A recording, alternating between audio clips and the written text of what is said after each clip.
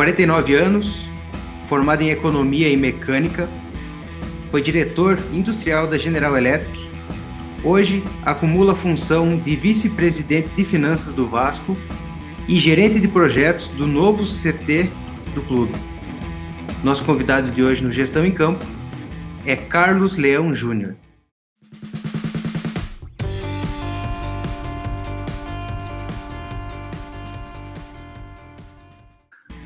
Seu Carlos, muito obrigado por aceitar nosso convite e obrigado por participar do Gestão em Campo. Seja muito bem-vindo. Queria agradecer a vocês aí pelo espaço aí, o pessoal do Gestão em Campo. Tive um excelente ensinamento no mês passado aí com o Amir Somoge, lá no canal Atenção Vascaínos, uma grande troca de experiências. E estou aqui à disposição para falar sobre o Vasco sempre. E no mais do que eu puder ajudar aí com os outros assuntos, eu vou dar meus pitacos aí. Mas o que eu sei falar é sobre o Vasco da Gama. Seu Carlos, o senhor está assumindo a vice-presidência de finanças do clube num momento muito complicado sobre o aspecto financeiro da instituição Clube de Regatas Vasco da Gama, sem deixar também de colaborar na gestão dos projetos do novo CT. Isso tem um pouco a ver em tentar recuperar as coisas que não estão vindo da forma que deveriam, sem deixar de pensar no futuro do clube? Sem dúvida, Nilo. O projeto do CT vinha andando muito bem. O Vascaíno, na verdade, o Vasco tem a grande vantagem de ter o Vascaíno sempre ao lado dele, né? Desde 1927, quando a gente construiu São Januário, algo inimaginável à época, né? E a gente, com a força dos seus torcedores, nós construímos São Januário. E, da mesma forma, dentro do nosso DNA, a gente convocou a torcida, o presidente Alexandre Campelo, a diretoria do Vasco convocou a torcida a participar do projeto do novo CT. Deu super certo. Temos hoje mais de 5 milhões e 300 mil reais em doações, sendo 4 milhões e 100 só do torcedor, né? Doações em torno de 18 mil doações, quer dizer, uma doação pequena em termos unitários, mas muito grande em termos de volume da torcedora do Vasco. E isso tem dado um gás enorme para a gente. Um caixa separado do clube. Nós fizemos questão de fazer um caixa exclusivo do CT, para que não entrasse na administração, no caixa do clube e fosse contaminado pelos problemas que nós temos no dia a dia normais, como qualquer clube tem. Então, esse caixa separado está gerando esse incremento no nosso patrimônio de maneira muito importante, né? Então, apesar de todos os problemas, a gente não pode deixar de olhar no médio e longo prazo, né? O curto prazo está sendo muito importante porque muitas coisas mudaram. A gente está fazendo uma revisão orçamentária que cada dia que a gente se reúne é assustador, mas tem que encarar esse problema de frente, é um problema mundial, e nós vamos encarar de frente, mas sem deixar o que está dando certo para trás, né? Temos que continuar tocando o nosso clube da maneira que a gente pode tocar e tentar mitigar os grandes problemas que foram decorrentes dessa pandemia, amigo. Essa é a ideia. Leão, queria tentar ver se a gente podia dividir nosso papo hoje. Primeiro, obrigado pela presença, foi muito legal realmente a Atenção Vascaínos, que a gente pôde aprofundar durante muito tempo números do Vasco. Nós vamos fazer aqui hoje, só que eu queria dividir em dois grupos. O primeiro é o trabalho que vocês fizeram até dezembro de 2019, quer dizer, pré-pandemia, onde nem se sabia, e o Vasco teve um balanço de 2019 muito interessante. Queria que você contasse um pouco, porque houve um aumento das receitas recorrentes, teve a queda com transferências, mas teve uma melhora, em função, inclusive, da campanha de sócio, que a gente pode falar um pouco, e também uma determinação da gestão em pagar essa herança maldita, definitivamente. E o clube está fazendo isso. Então, conta um pouquinho pra gente, depois eu aprofundo um pouco, que eu estava lendo o seu balanço, e realmente, meus amigos vascaínos falam que você é um herói, porque você está conseguindo, né, no laço, consertar o rumo, né? E eu queria primeiro ouvir esse trabalho que foi feito, depois eu dou alguns pitacos ainda sobre ato trabalhista, sobre outras questões importantes. Eu não sou herói, longe disso. Herói se chama Vasco da Gama, né? E já morreu há algum tempo e dá o nome ao futuro. Mas, assim, eu sou um vascaíno comum, sou sócio do Vasco já há muito tempo, sou conselheiro do clube já há 3 mandatos, então eu conheço por osmose os números do clube. participei de algumas comissões de orçamento. Então, cheguei com alguma naturalidade à função que eu estou hoje. Assim, não me considero melhor do que ninguém. Sou um vascaíno comum que está tentando colaborar com o clube dentro da minha expertise, dentro da expertise que eu tenho. Enfim, então não vejo grandes problemas nisso, assim, não me assusta esse tipo de tarefa. É minha missão. Vou ficar aqui, a gente tem eleição no final do ano, pelo menos até o final do ano eu vou ficar cumprindo minha missão. Depois eu tenho certeza que o vascaíno, até melhor do que eu espero, consiga tocar o clube cada vez melhor. E é assim que a gente faz, né? Nós somos um clube e o clube tem que ir se renovando, as pessoas vão contribuindo, vão saindo. Eu sou voluntário, eu não sou profissional.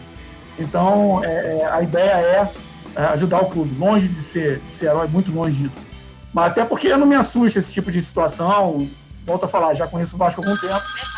E podendo ajudar, me facilitou, me dá muito orgulho e eu gosto muito desse tipo de trabalho. Bom, posto isso de lado, a parte do heroísmo, que não existe, vamos falar sobre os números do Vasco. O balanço teve um EBITDA bastante interessante, em torno de 32 milhões de reais, 31 milhões de reais. Quer dizer, o clube é um clube saudável operacionalmente, né? Mas a gente tem uma questão, as questões que nós temos das dívidas trabalhistas, cíveis, tributárias e a menor parte até bancária, são dívidas bastante importantes que atravancam muito algumas situações que a gente precisa avançar, né? Principalmente em relação às penhoras. Mas operacionalmente, o ano passado, que era o outro vice-presidente João Marcos Amorim, que era o vice-presidente financeiro, um grande amigo meu, ele já vinha trabalhando nisso, eu só peguei e segui mais ou menos o que ele vinha fazendo, em termos de reduzir, né, tentar chegar no máximo de austeridade. Você, Amin, sabe muito bem que futebol não é um negócio trivial, né? Não é uma coisa muito comum, pragmática, assim. Às vezes você planeja tudo para dar certo e uma bola que bate na trave muda tudo no teu planejamento. Então, a gente tenta fazer o trabalho da melhor forma. Por outro lado, até citando, eu não me lembro do autor, mas é um cara do Barcelona, A Bola Não Entra Por Acaso, né? Tem um livro... O Ferran Soriano. Exatamente, o cara do Barcelona lá, que você pode falar o nome aí que eu esqueci. Mas, enfim, tem isso também, tem que planejar dentro do possível e deixar o imponderável com a menor parte, né? Mitigar o imponderável, né? E tentar trabalhar no que é ponderável. Então, eu acho que a gente teve, assim, na verdade, o balanço é um documento cabal do que o torcedor vascaíno é o que leva o clube, né? Nós tivemos receitas de bilheteria, sócio-torcedor fantásticas, que foram que geraram esse EBITDA importante de 31 milhões, 32 milhões. Mas aí, volta a falar, quando entra a despesa financeira, a gente teve um déficit de 5 milhões, que foi um número razoável, assim, tá bom, né? Vamos tentar, ano que vem, ser ainda melhor. Então, o balanço do Vasco, além disso tudo, e o principal, eu diria, há 5 anos atrás, a gente tinha um balanço não auditável, né? Que era um tiro na nossa reputação. Agora a gente teve um balanço auditado pela BDO, uma das maiores empresas de auditoria que a gente tem no Brasil, e sem ressalvas. Então isso passou uma mensagem muito importante para o mercado. Agora, volto a falar, muito legal, assim, um número que não é ruim, mas ali dentro tem muito trabalho para fazer, principalmente em relação a equacionar os 4 modos de dívida, digamos assim, né?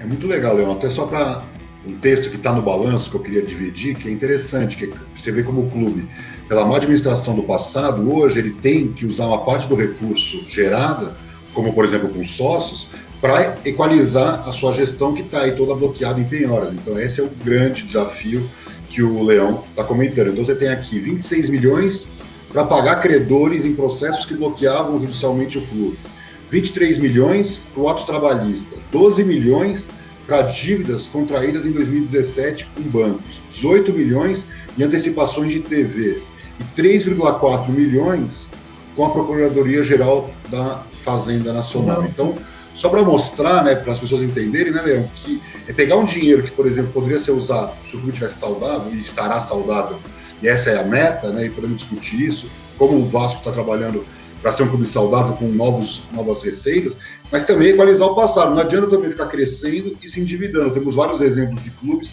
O Cruzeiro foi campeão 2 vezes, super campeão, e hoje está na 2ª divisão totalmente arrebentado financeiramente. Então eu queria que você dividisse com a gente que esse dilema, né, de você fazer uma boa gestão para poder lá na frente ter potencial de investimento, né, Léo? Assim, a gente continua bastante austero, né, nas notas de despesas, né? Por exemplo, a gente tem uma folha no futebol que é uma das menores folhas que existe entre os 20 grandes clubes da Série A. A nossa folha está em torno do futebol, está em torno de 4 milhões e meio no máximo. Não passa disso. Que é uma folha baixa para o futebol. E o futebol é aquele círculo que é complicado, né? Se você não tem um bom time, está arriscado você perder receita, você perde receita, você não consegue um bom time, aí fica aquele círculo vicioso, não virtuoso, que é o que a gente procura. Então não dá para fugir do rumo. E é difícil você chegar e falar para o torcedor, a gente vai ter um time fraco para ficar ali no meio da tabela, depois, beleza, hein? Pode apostar na gente. É difícil fazer isso, mas tem que bancar, porque senão a gente não sai do atoleiro que a gente se colocou aí nos últimos 20 anos, principalmente depois de 2001, 2002, que a gente começou a ter problemas seríssimos de endividamento, e aí você monta um bom time, esse time não dá retorno para você, e as coisas vão entrando num círculo vicioso que você não consegue sair mais dele. Então tem uma hora que você tem que estancar, pagar o preço por estar fazendo a coisa certa, porque isso acontece, né? No futebol é assim, se está fazendo a coisa certa, a torcida está ali com a faca no teu pescoço, e você também é um torcedor, a gente não pode esquecer disso, o presidente também é um torcedor, né? Isso até depois a gente pode discutir mais à frente, essa história do profissionalismo nos clubes, que é importante, eu acho que isso é uma discussão que a gente precisa fazer, mas assim, mas precisa bancar esse custo, esse preço de ser impopular para consertar o clube. Paciência, é assim que funciona. E a gente tem exemplos de que as coisas foram bem, principalmente o nosso rival, o Flamengo, montou times ridículos aí, não caiu, a gente sabe por quê, muitas vezes até de maneira questionável, por não ter caído, porque virou a mesa, etc. Mas conseguiu sair do atoleiro, conseguiu ser impopular, conseguiu fazer times que conseguissem dar uma certa austeridade para que ele voltasse no futuro numa condição financeira melhor. E deu certo, né? Infelizmente, para a gente deu certo. E outra coisa, o Flamengo precisa do Vasco, né? Então, cedo ou tarde, a realidade do Flamengo vai ser como do Real Madrid Barcelona, como do Grêmio Inter, como do Boca River. O Flamengo precisa do Vasco. Não dá para o Flamengo ficar nadando de braçada no Rio de Janeiro. Eu acho que o Vasco é essa potência, né, de torcedores, nacional. Então a gente pode discutir muito isso, né, Léo? Porque no final, ninguém é mais forte que o Vasco para competir com o Flamengo nacionalmente, né? Inclusive, eu te diria, Amir, que, por exemplo, a sinalização da torcida do Vasco em dezembro, com certeza foi motivada pela ascensão do Flamengo no final do ano. Então, a torcida do Vasco não ficou coitadinha, eles estão melhores, coitada da gente. Foi lá e se associou e virou o maior clube do Brasil em termos de sócio-torcedor. Então, foi o que você falou, assim, a gente não pode simplesmente olhar e se sentir vítimas do sucesso do nosso maior rival, né? Que é difícil a gente aturar o sucesso deles. É normal a gente ter esse tipo de desgosto, né? Mas cabe a gente pegar esse desgosto e transformar em alguma coisa boa pra gente. Foi o que a torcida do Vasco fez, né? Inclusive, a torcida do Vasco, o Vasco tem um grande ativo diferente de muitos clubes grandes do país, que é a sua torcida. E esse momento de transição, quando você tem o apoio da torcida, torna essa fase complicada do clube como mais tranquilo de você cuidar das contas, segurar um pouco no time, mas pagar as contas. E a gente vê que muitos clubes não têm o apoio da torcida nesse momento, o que o Vasco já mostrou que tem a torcida como um grande ativo. Mas esse momento que vocês estão passando de transformação, deixando de investir um pouco no clube, e como o senhor mesmo falou sobre os aspectos de torcedor, também é ruim de não conseguir investir tanto assim. Como se proteger para que as próximas gestões não coloquem essa situação como vocês pegaram, ou pior, se for falar dessa forma? Bom, Nilo, o Vasco, assim, a gente avançou nessa gestão, apesar de ter sido uma gestão politicamente extremamente conturbada, né, em função de alguns rachos políticos que nós tivemos no início dessa gestão. E por que eu estou falando dessa história da gestão politicamente conturbada? A gente precisa, é mandatório o Vasco da Gama fazer uma reforma estatutária. A gente precisa ter uma gestão política, né? Porque nós temos 5 poderes no Vasco, né? Que é o presidente da diretoria administrativa, o presidente do Conselho Deliberativo, o presidente do Conselho Fiscal, o presidente da Assembleia Geral e o presidente do Conselho dos Beneméritos. Esses 5 poderes, eles precisam, numa próxima gestão, estar de maneira mais integrada para que a gente possa discutir melhor e fazer uma reforma estatutária, de sorte que essa reforma dê avanços importantes para a gente na parte de compliance e avanços muito importantes na parte de gestão também, né? A gente tem algumas coisas muito amarradas no estatuto que impede a diretoria administrativa de avançar em algumas questões, né? Vou dar um exemplo. A gente tem amarrado no estatuto 16 vice-presidências. Isso hoje não dá mais para ter amarrado no estatuto, obrigatoriamente, você ter 16 vice-presidências. Nem o governo federal é assim, pô. O cara mexe nos ministros de acordo com o que ele vê para onde está indo o país, para onde ele quer levar o país, né? Então, por exemplo, é um exemplo de gestão amarrada dentro do estatuto que a gente precisa mexer, né? E de compliance também, que você está falando. A gente precisa ter a parte de responsabilidade muito mais definida dentro do estatuto, as punições e os controles, né? Para que a gente não regrida, né, na questão da controladoria fiscal, da controladoria financeira de modo geral.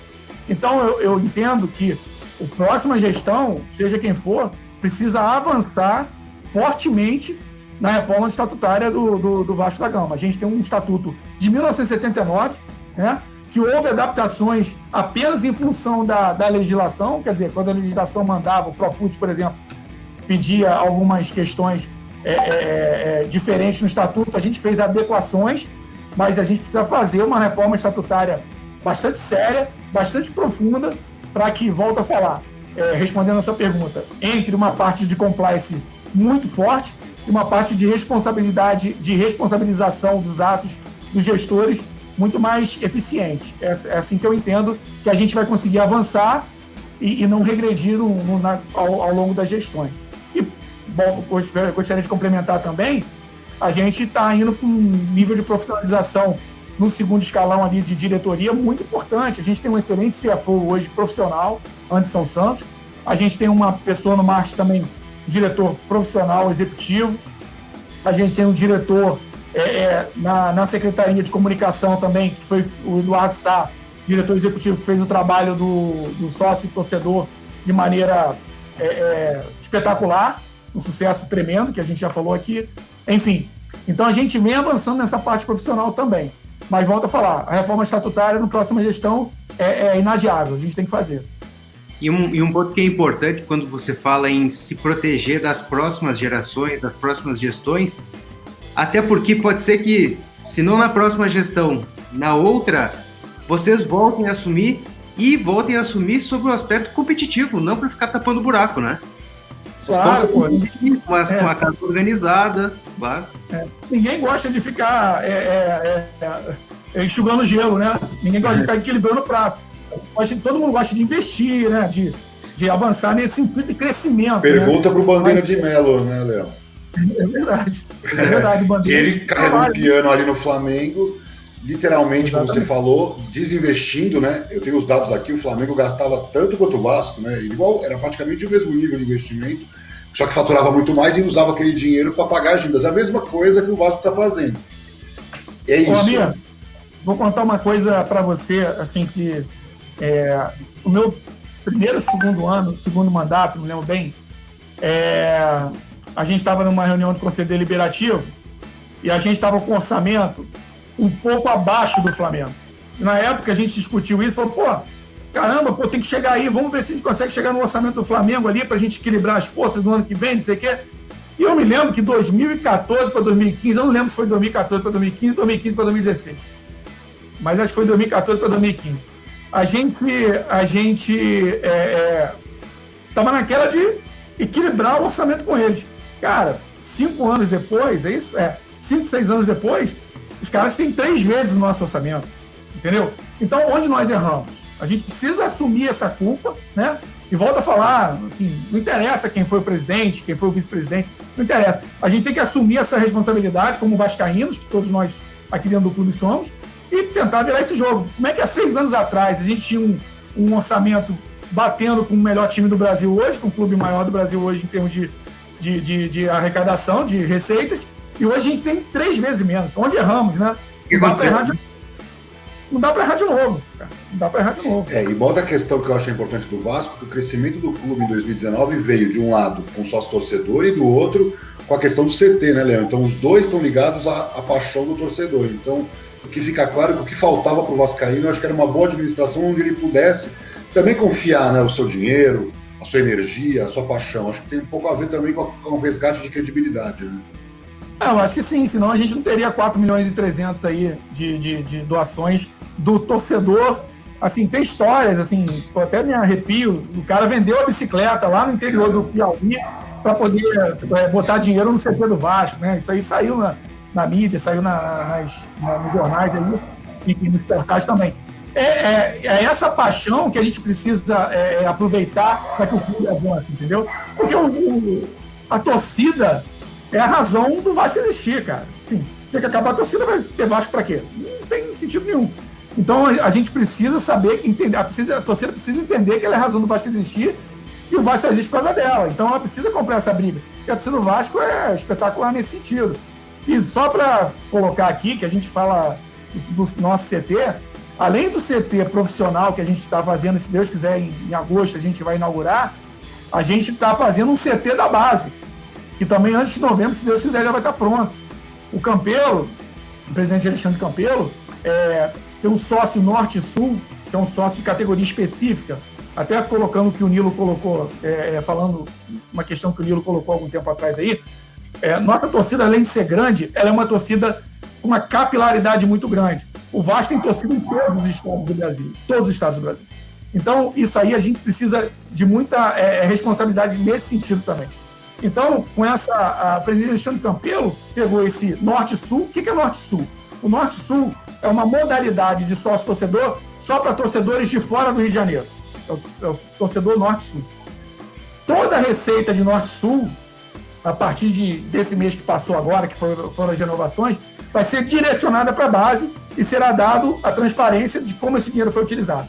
Então, a gente tem em torno de R$300 mil do Norte-Sul, que ele é carimbado, esse dinheiro do Norte-Sul é carimbado só para a base. A gente só pode gastar esse dinheiro com a base.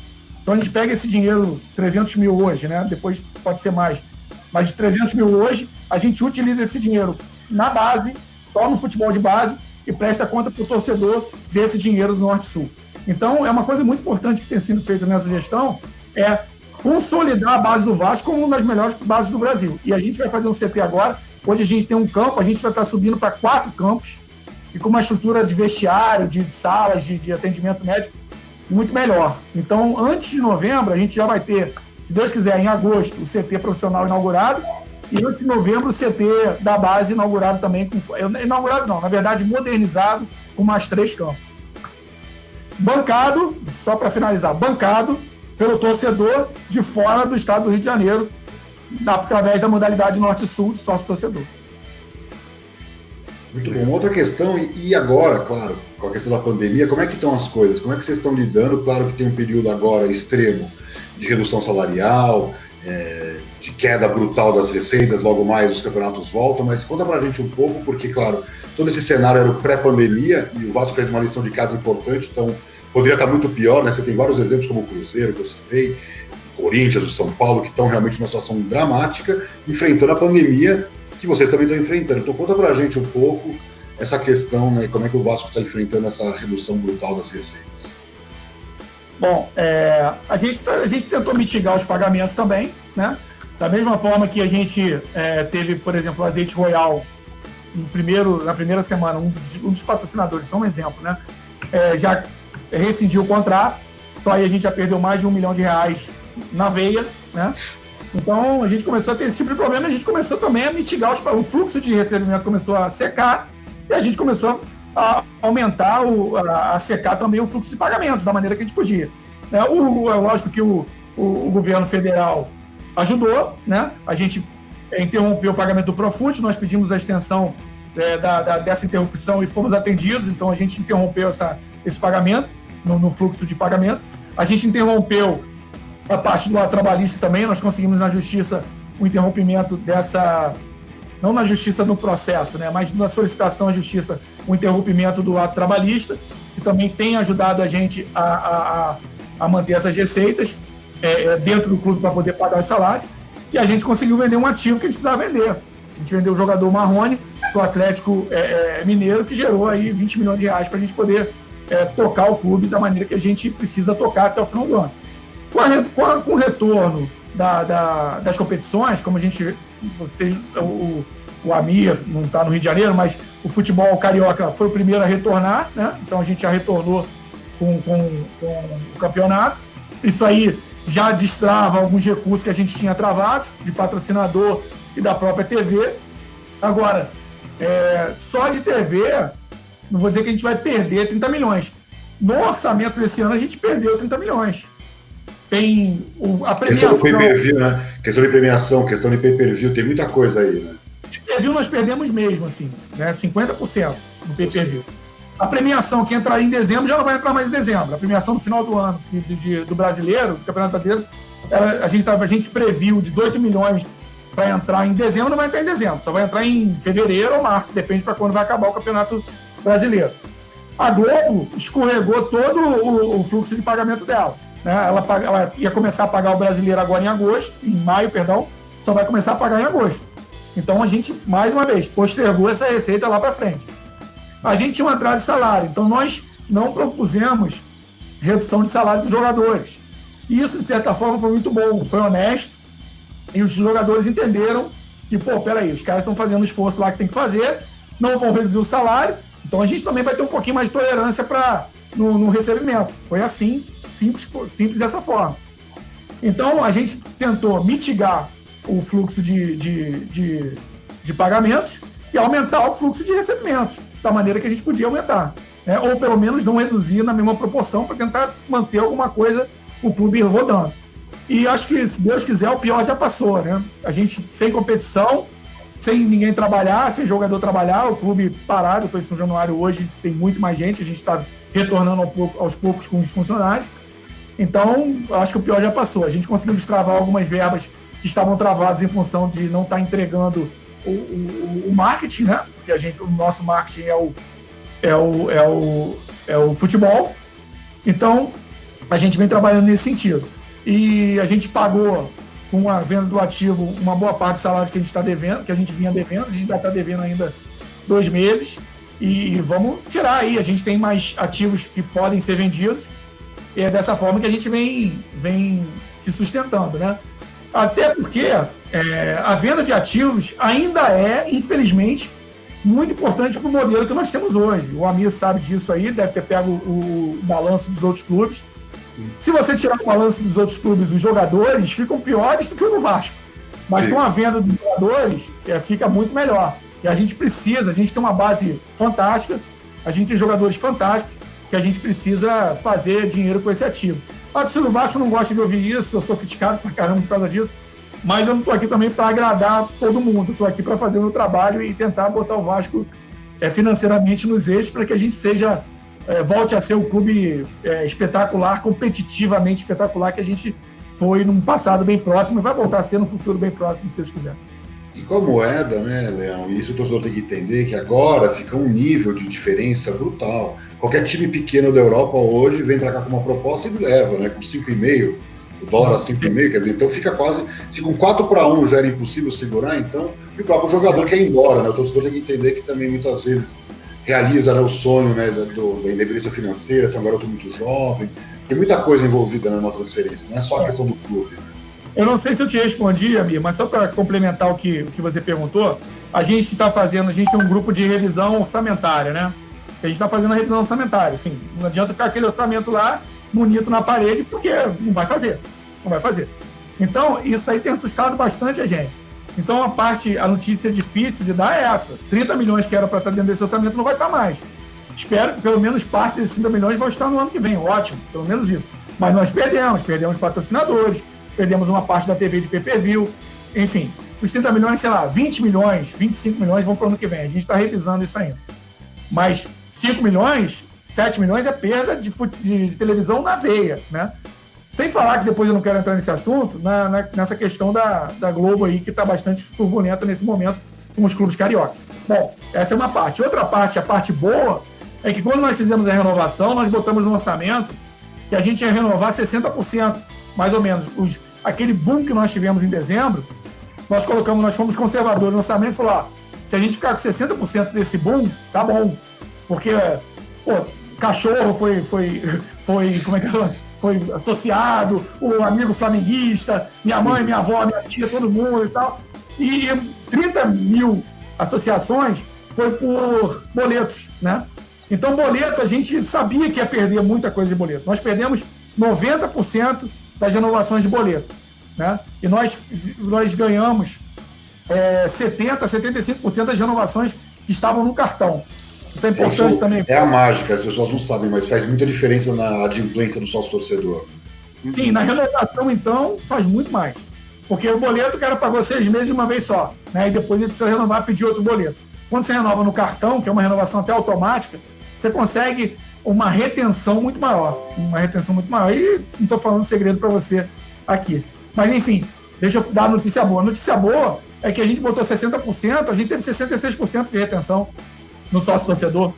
Então, quer dizer, a gente ganhou alguma coisinha aí com o comprometimento da torcida do Vasco. Mais uma vez esse ano, eu tenho certeza que vai ser mais uma história de sucesso no balanço a torcida do Vasco, o sócio-torcedor vascaíno. Um investimento bastante forte que foi a campanha do ano passado é a questão de arrecadar recursos para o centro de treinamento, sócio-torcedor. E um ponto que você colocou, Leão, foi a questão da transparência do projeto Norte-Sul sobre os gastos do investimento da base, né? O fato de ser um caixa separado do clube, essa questão do centro de treinamentos, você acha que foi uma coisa forte para fazer com que o torcedor acreditasse nessa transparência, nessa independência, nessa prestação de contas mais clara, deixando ele separado? Bom, eu falei da transparência no Norte-Sul, né? Na verdade, a transparência no Norte-Sul foi uma experiência muito boa que a gente teve do CT. A gente tem prestações de contas mensais desse dinheiro de doação que está entrando, né? São prestações de contas mensais, detalhadas, que está no site do Vasco. Então, a gente viu o impacto que deu essa prestação de conta transparente, mensal, na questão do nosso CT, e transferimos para o Norte-Sul. E hoje, até isso está é uma cultura que a gente está implementando no Vasco, não é só minha, da Departamento Financeiro, mas Departamento de Comunicação, por exemplo. A Vasco TV, por exemplo, fez o jogo Vasco e Madureira agora. Não sei se vocês viram, saiu a prestação de contas do jogo da Vasco TV. Quanto foi de engajamento, quanto que nós arrecadamos de superchat, quanto que nós arrecadamos de doação, quanto que nós arrecadamos no CT, porque teve lá a doação do CT dentro desse jogo. Então, isso também é uma cultura que a gente está disseminando aqui dentro. Volto a falar, não é só o Departamento Financeiro. Departamento de Comunicação, Departamento de Marketing também tem ido nessa linha do presidente Alexandre Campelo de transparência total nos números do Vasco. Então, isso contribuiu demais para a gente, mas foi uma experiência, volto a falar, Norte-Sul, que a gente teve muito boa no nosso CT. Quando a gente começou a fazer as prestações de contas mensais, claríssimas, né? E no site do clube, o cara vai e bota, porque sabe para onde vai o dinheiro dele, né? E o torcedor quer isso, cara, quer saber para onde vai o dinheiro dele. Ele não quer que o dinheiro vá para outro lugar. Se o dinheiro for implementado no clube, você mostrar, tá aqui o teu dinheiro, a tendência é isso se multiplicar cada vez mais. Você acha que uma questão do engajamento foi exatamente por essa prestação de contas, essa clareza de como está sendo investido, para onde que está indo e que não se mistura... eu acho que a motivação foi pela paixão do vascaíno, pelo desejo do vascaíno querer contribuir com tudo. Eu acho que a motivação foi por isso. Agora, o engajamento e a manutenção, eu não tenho dúvidas que foi por prestar contas ao torcedor para onde está o dinheiro dele. E Leão, uma questão que eu ouvi numa live com especialistas de marketing esportivo, e eu queria ouvir sua opinião com relação ao que o coronavírus vai fazer na questão do match day. Então, o Vasco, como o Santos, por exemplo, tem um estádio menor, mas acanhado, fatura menos de bilheteria. Aí você pega o Flamengo no Maracanã, Palmeiras na Arena, ou mesmo o Grêmio, o Inter, tem estádios maiores que estão faturando mais.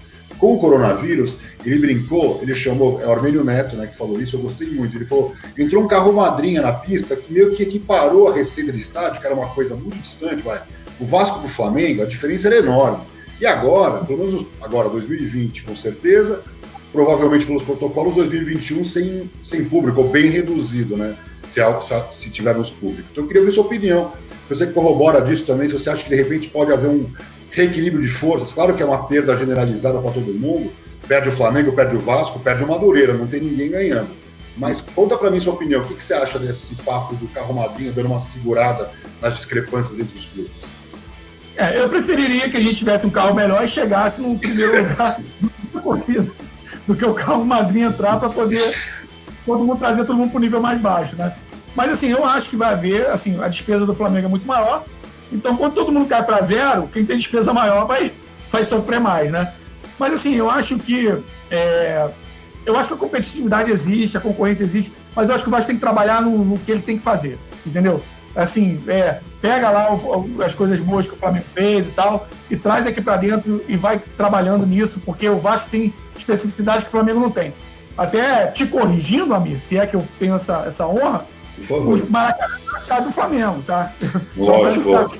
Não, dei a entender, mas claro, ele usa o espaço junto, inclusive, com o Fluminense, e o Vasco pode usar também, lógico. Exatamente, é aí que eu queria chegar. Então o Vasco também tem a possibilidade de usar o Maracanã. Agora, só para dar uma notícia boa nesse sentido aí de estádio, nós estamos muito bem encaminhados para fechar uma proposta de modernização de São Januário, né? Que deve sair de 20 mil para 43 mil torcedores. Então, eu quero muito que até o final do ano a gente mostre isso mais concretamente para o torcedor. Porque maquete de modernização de São Januário a gente tem há 30 anos aqui. Toda hora aparece uma maquete, entra alguém, aqui, tem uma maquete nova para modernização de Januário. E essa maquete nunca sai da maquete. Já gastou de maquete, já dava para construir o estádio. Com certeza. A gente mostra a maquete aqui, aquela maquete mais bonita que a outra. Se juntar o dinheiro de todos aí, porque a maquete custa caro. Mas assim, a gente quer mostrar alguma coisa concreta. A gente deve partir, né? Se tudo der certo, existe um interesse, os parceiros estão muito alinhados. A gente tem feito reunião semanal e, na verdade, essa semana eu estou fazendo reunião todo dia sobre esse assunto de modernização de São Januário. Então, está acontecendo um interesse muito além do normal. A gente está realmente conversando com parceiros de maneira muito forte, que deve levar São Januário de 20 mil para 43 mil torcedores em 3 anos, creio eu. Então, o Vasco vai ter essa dificuldade também de, se Deus quiser, parar São Januário durante um tempo, parar a parte de São Januário, para poder se modernizar. E eu desejo muito que isso aconteça. E isso acontecendo, o Vasco também vai ter que partir para o Maracanã, partir para o Engenhão, para outras arenas alternativas, que a gente consiga jogar, já que São Januário uma parte vai estar interditada. Mas, enfim, eu acho que vai nivelar. Não queria que fosse dessa forma. Eu acho que o Vasco tem que trabalhar para crescer e não esperar que os outros decresçam para ele chegar lá. Mas, assim, é lógico que o Flamengo vai ter dificuldade, e está tendo, né? A diferença do Flamengo para o Vasco é que o Flamengo tem uma dívida muito melhor administrada do que a do Vasco, muito melhor controlada do que a do Vasco, e conseguiu uma receita muito maior. Porque eu estava olhando o balanço do Flamengo, como eu olho de todos os clubes, o Flamengo tem dívida de 500 milhões, pô. A nossa dívida é 600 de alguma coisa. Quer dizer, em termos de dívida, não faz tanta diferença assim. Agora eles estão com uma receita brutal, que a gente precisa chegar nessa receita, e vamos chegar crescendo o estádio com certeza, né? A gente vai ter uma crescimento de receita substancial. A gente precisa fazer um trabalho muito mais forte no marketing, né? Nós trocamos até o fornecedor de material esportivo agora, que é a Capa, que tem uma relação emocional com o Vasco grande pra caramba. Vocês sabem disso, né? Os grandes anos do Vasco, de 97, 98, 99, 2000, foi para a Capa, então o torcedor vascaíno tem uma paixão por esse fornecedor de material esportivo de longa data.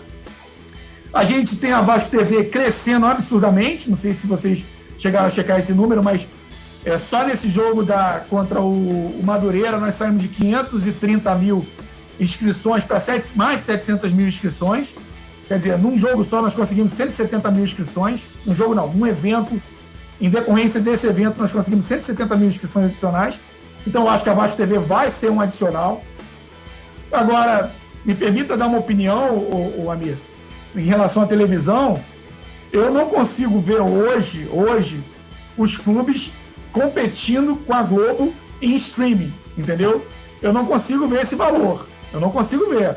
O Flamengo fez aí, tal, para mim fez besteira em algumas situações aí nessa semana que passou. Não deveria ter feito o que fez. Para mim tomou decisões erradas, equivocadas, mas não estou aqui para falar do Flamengo.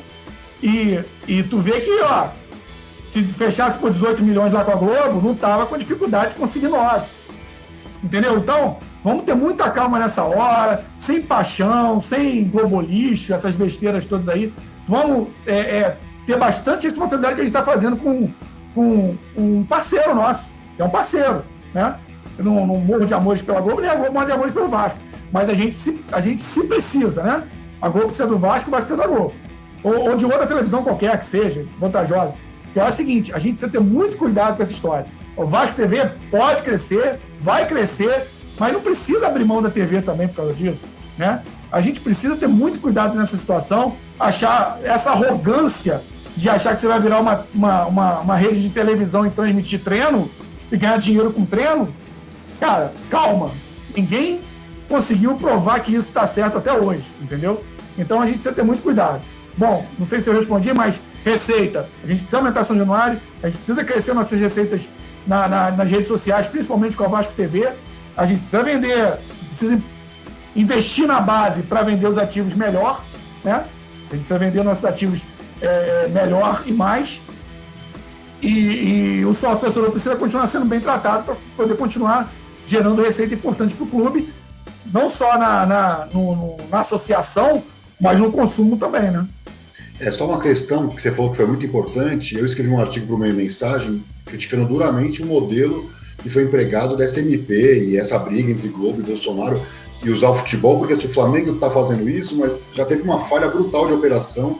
Também concordo com você, hoje o mundo é muito ético, os jovens, geração Y, eles exigem muito essa transparência, esse posicionamento claro. Então, por exemplo, o Flamengo podia falar, olha, nós vamos fazer vários testes e lá no Brasileirão vou te cobrar 10 por jogo, por exemplo, e fazer um serviço freemium, que é o que faz o Spotify, a Netflix, o próprio streaming do Barça te dá um período grátis caso você queira cancelar, e eu não vejo problema. Essa é a regra? Ok, agora o Flamengo me pareceu muito oportunista em tentar cobrar na hora que atingiu 2 milhões de pessoas ali interessadas num jogo pela internet, que é um número maravilhoso. O próprio Vasco também atingiu números estratosféricos e atingiria mais se o jogo fosse mais valioso. Imagina quantas pessoas assistiriam um Vasco e Flamengo no YouTube. Não tem que discutir o tamanho disso. Agora, para chegar lá, tem uma construção. A Amazon dava prejuízo, a Netflix dava prejuízo, começa a dar lucro agora, depois de anos investindo, como qualquer negócio. Então é importante porque no meu artigo eu deixo bem claro o risco de desestruturação, porque o Vasco vai ser sempre importante para a Globo. Ela pode olhar para o Madureira e para o Boa Vista e falar, não quero mais dar dinheiro para esses clubes, e acabou. Aí o Boa Vista e o Madureira não tem mais o que fazer da vida sem esse dinheiro da TV. Então, esse é o risco. O Flamengo e o Vasco, por pior que seja o cenário de 2020, vão sair de 2020 mais digitalizados, com esses ambientes digitais mais desenvolvidos. E os menorzinhos não, né, Léo? Os menorzinhos precisam muito da ajuda dos grandes, para que eles não fiquem à deriva, né? Eu acho que o Flamengo se esqueceu do papel social, inclusive, que um clube grande tem, para o crescimento estruturado do mercado. Foi o que você falou. Eu quero transmitir treino, vou ter app, mas sem matar a galinha dos ovos de ouro, que é a transmissão televisiva atual. É isso aí. Eu entendo dessa forma também, amigo. Vou até ler, não li esse texto teu, mas vou até ler. Mas, assim, a gente precisa ter, assim, quando você começa a crescer muito, né, a gente já vem aquela arrogância do torcedor, né? E vem aquela empáfia, né? E você acha que com a empáfia que você vai resolver todos os problemas do mundo e todo mundo vai te dar dinheiro a qualquer hora. Pô, ontem, esse movimento do Flamengo ele vinha crescendo, na minha visão, gerou uma reversão. Assim, eu acompanhei as mídias aí. Pô, o torcedor do Flamengo não queria... até vou usar um termo que a gente usou, que os jovens usam no passado. Não foi pelos R$10. Não foi pelos R$10. É uma situação muito maior do que os R$10, né? Na verdade, é uma situação de relação, né? O que o torcedor flamenguista se sentiu foi, pô, peraí, você tá ferrando a nossa relação, cara. Não são os R$10 que é o problema. Mas você tava conduzindo de uma forma e agora tá querendo tirar dinheiro meu e não colocar quem não pode assistir para dentro, né? Essa parte popular também, eu acho até que dá um seminário, tá, amigo? Tipo assim, Pô, meu clube é popular. Tá bom, o que é popular para você, né? Vamos lá. É você abrir os jogos de graça? E tá bom, e quem vai consumir? Precisa balancear isso, porque a população o povo do clube é muito importante. O povo do clube é muito importante. Outra coisa que é muito importante também...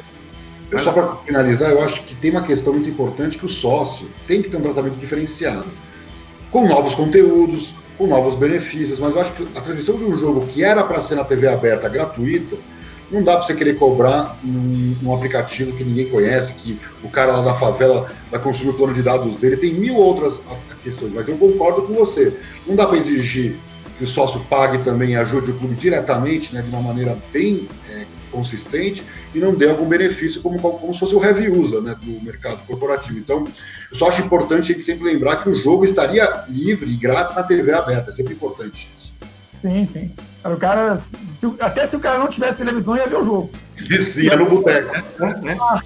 Na rua. E não significa necessariamente isso, é um desafio da gestão, você ter que abrir mão de um para conseguir sucesso no outro. Então, claro, o desafio da gestão hoje em dia é o seguinte, é você conseguir captar recursos e visibilidade e atração de novos torcedores, independente da televisão. A Vasco TV vai continuar crescendo se o Vasco continuar investindo, independentemente do conteúdo do jogo. Tem tantas outras coisas que o consumidor quer saber do Vasco, quer viver do Vasco e não necessariamente só o que acontece dentro de campo. Então, esses desafios acho que são importantes, né? Isso é uma questão importante, cara. Assim, a gente vem trabalhando na Vasco TV, aí a Vasco TV cresceu, aí fala, bom, agora tem que gerar conteúdo todo dia. Cara, a gente tá contratando gente para gerar conteúdo. Porque a geração de conteúdo, o Amir deve saber bem melhor do que eu isso, é um desafio, cara. É um desafio. Por exemplo, vou dar um exemplo bem prático, assim, do que eu vejo, né? Vocês não são imprensa exatamente.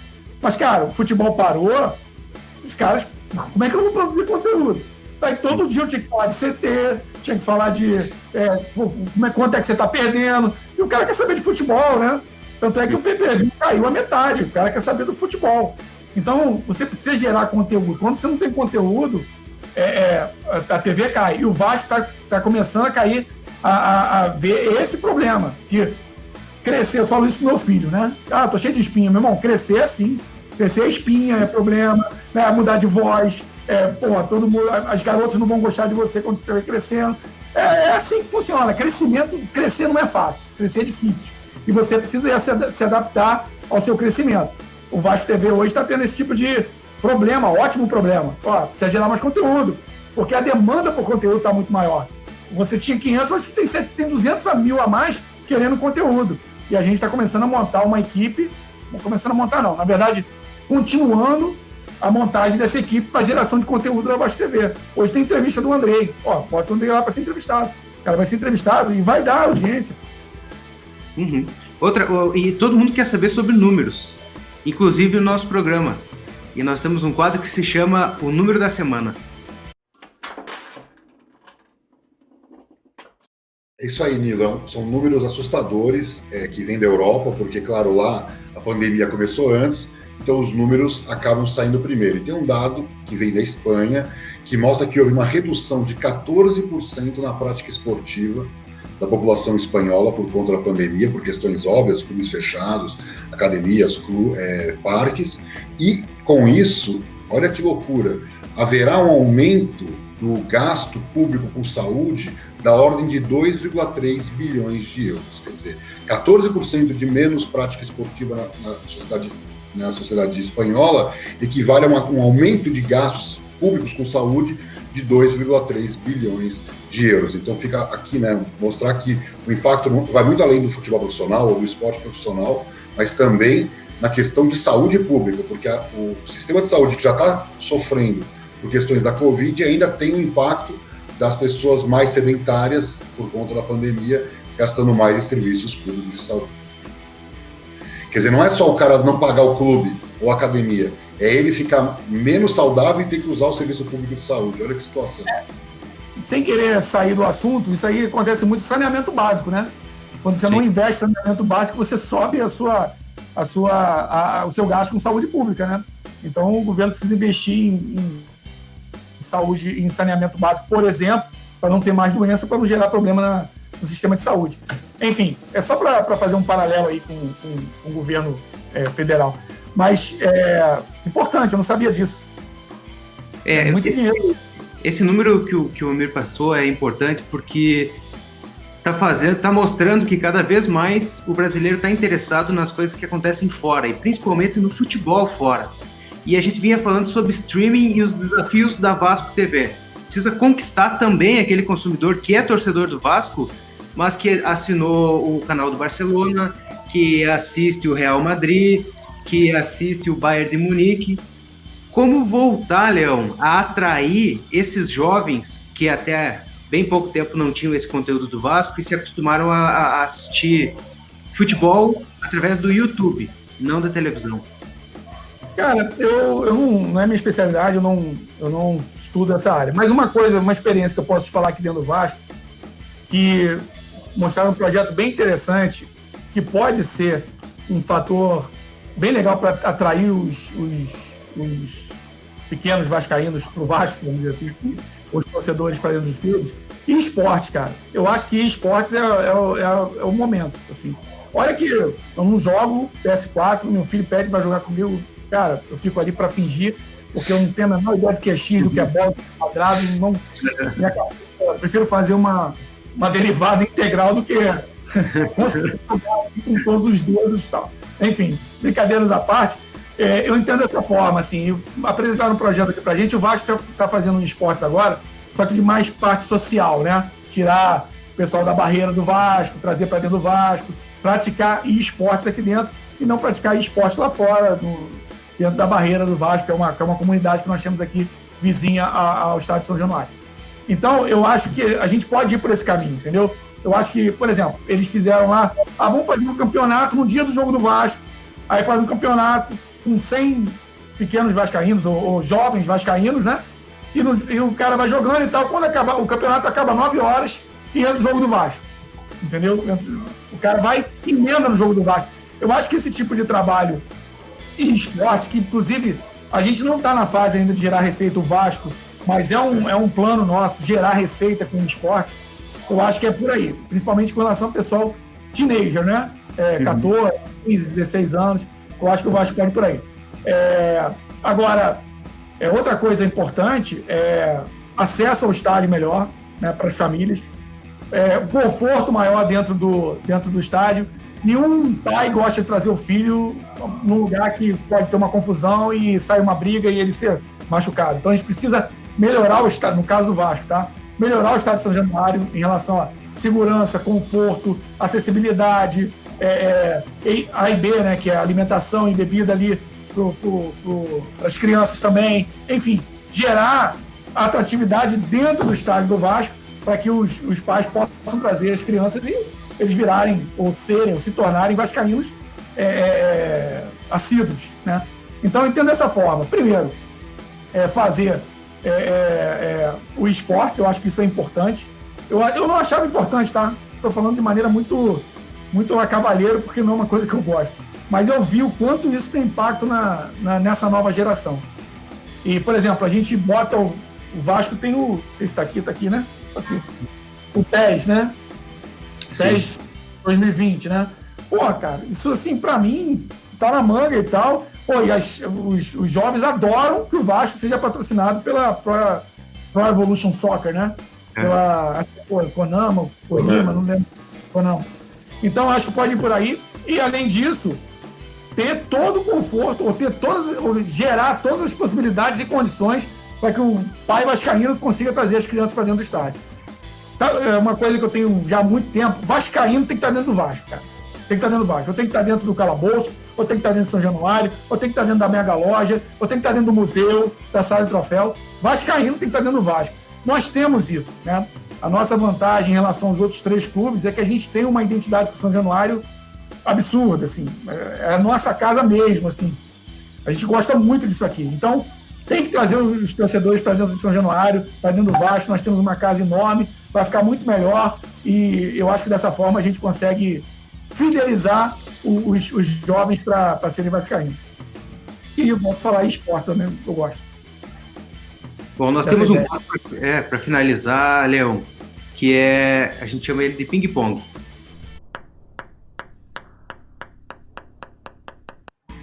Ping-pong, a gente vai colocar algumas frases, algumas palavras e primeira coisa que vier à sua cabeça, fique à vontade, tá? Uhum. Por favor, amigo. Gestão. Fundamental. Gestão é fundamental. Se não tiver gestão, pode ter dinheiro que não vai funcionar. Credibilidade. Credibilidade é o que mantém as coisas vivas, é o que mantém as pessoas engajadas e comprometidas. A credibilidade é que faz isso. Se não tiver credibilidade, as pessoas somem, as pessoas saem. A marca Vasco da Gama. Ah, cara, amor, assim, eu vejo amor, assim. É por isso, você não está entrevistando um profissional, né? Eu posso falar assim, valor. Então, para mim, é amor, assim. Eu penso no Vasco. Cara, eu devo muito ao Vasco, assim, sabe? Eu não sei se eu já falei isso, né? Mas vou contar uma história minha piegas aqui, né? Meu avô ajudou a construir São Januário. E quando meu avô falava assim, pô, eu ajudei a construir São Januário e tal. E meu pai uma vez falou assim, cara, teu avô veio com 17 anos de Portugal, teu avô não tinha dinheiro pra nada, morava no Sobrado, no centro da cidade. Pô, teu avô ajudou a construir São Januário.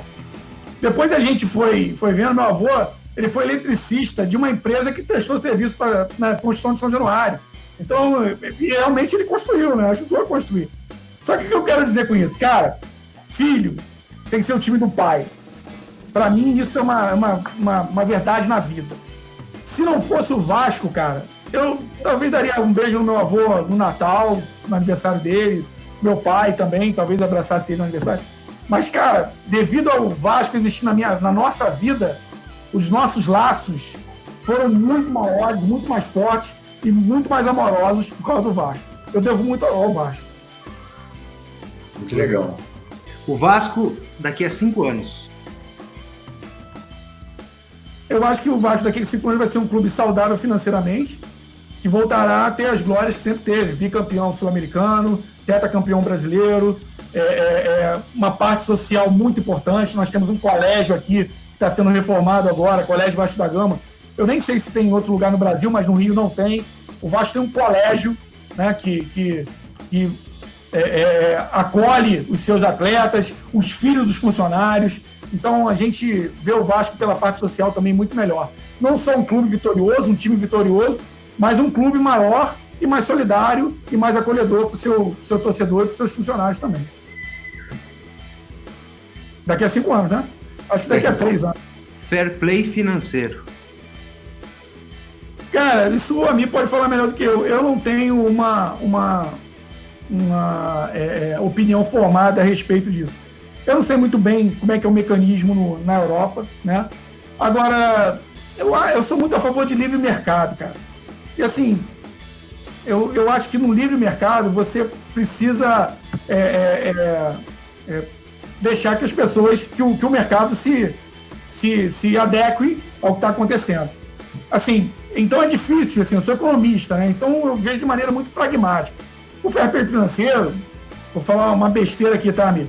É meio que o socialismo no futebol, né? Assim, pô, os menores não podem ficar tão lá embaixo.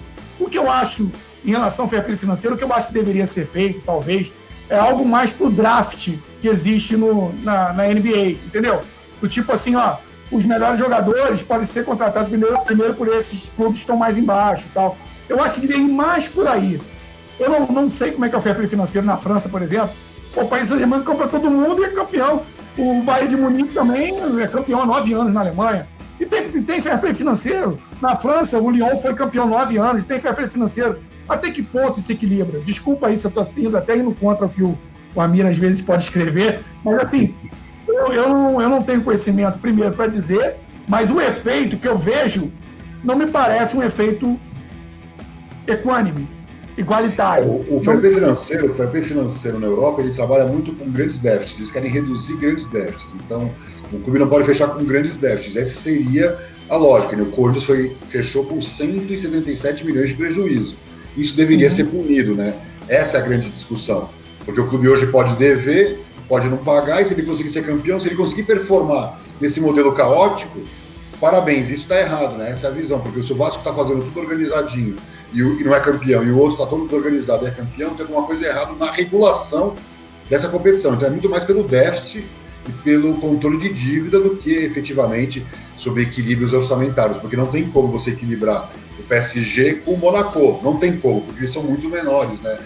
Os orçamentos dos gigantes são muito maiores do que dos outros, então não dá para comparar. Agora eu acho que a grande questão que a gente tem que discutir é isso: clubes mal administrados sendo campeões, enquanto clubes bem administrados não conseguem performar porque pagam em dia, porque recolhem os seus impostos. Acho que essa é uma questão que deveria ser discutida. Esse é um ponto bem importante. É um clube que deixou de pagar o funcionário certo, negociado de formas em que a lei define, está devendo para o governo, está devendo para todo mundo, mas ainda assim está contratando exclusivamente pensando na performance dentro de campo.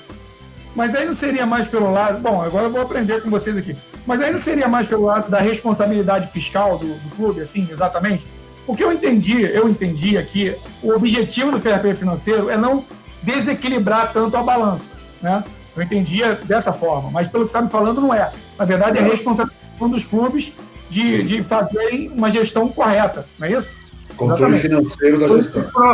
Foi que o Profut tentou e não conseguiu muito bem tornar de forma igualitária a responsabilidade e as consequências da má gestão. Agora, olha só, Amir, deixa eu só provocar um pouquinho mais aqui. O fair play financeiro, me